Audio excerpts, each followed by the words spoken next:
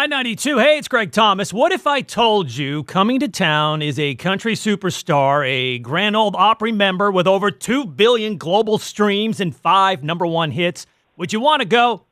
The show is Friday night at the Impact, and he's on the phone right now. Let's welcome Chris Janson. Hey, man, that's a hell of an intro, brother. I appreciate that. It's going to be a great show, that I can tell you. Happy New Year to you, by the way. And the holidays are a time to kind of break the day-to-day grind. Did you do anything special? Yes, I did. I traveled all over the place, man. I actually just got back into Tennessee, which is where I home base primarily, but we split time in between there and Florida, just down below you guys. And, man, we traveled to New York. We traveled to the Cayman Islands. We traveled to Florida. We traveled to Georgia. We did a lot of traveling over the holiday, but it was nice because it was all in the name of the holiday and family and things like that. So we had a really good time, and I appreciate you asking.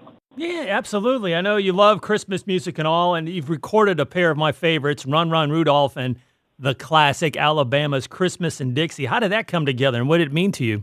Oh, buddy, that's my favorite one right there. It meant a lot. You kidding? It's, of course, there's only been a handful of covers of that song, but none of which have been an actual duet with the real band. And I just, I'm a kind of person who's not afraid to ask, what's the worst that could happen? Somebody says no, like no big deal. You fail 100% of the time, every time if you don't try. So I had a relationship with Randy and Teddy over the years, and just decided to do the cover of Christmas in Dixie last Christmas, and called them and said, would you do a duet? And they're so kind and so awesome. And they said, absolutely. So, we made it happen, and we recorded it at my cabin, part of it. And then we part the other part down in the Alabama headquarters, at the fan club, which is pretty cool. And, man, just, I've had some great experiences over the years and a lot of great duets with a lot of people.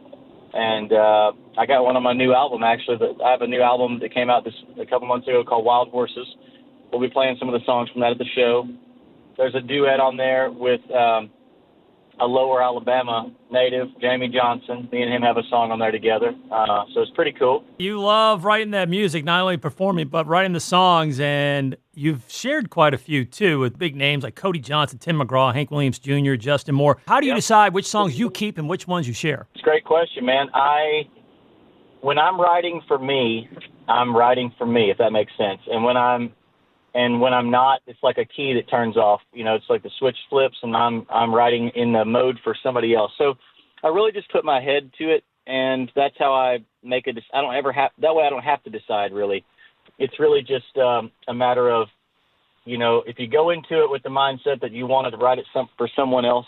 Like for instance, if I want to write a song for Hank Williams Jr., then I put my mind towards that.